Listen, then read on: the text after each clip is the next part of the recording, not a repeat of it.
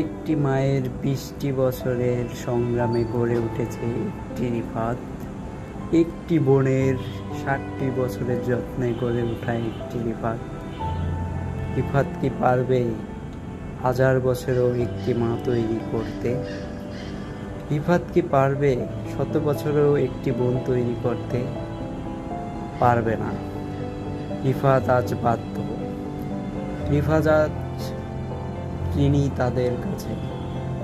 1000 বছরের শোধেও তাদের ঋণ শোধ হবে না। 100 বছর চলে যাবে, রিফাতের এই ঋণ কখনো শোধ হবে না। রিফাত সেটা জানে। তাদের বিরুদ্ধে কোনো কথা বলার কোনো স্পেস রিফাতের নেই, ইনশাল্লাহ থাকবেও না।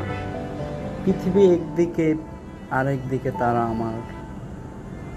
শত বাধা আসুক, শত বিপদ আসুক, রিফাত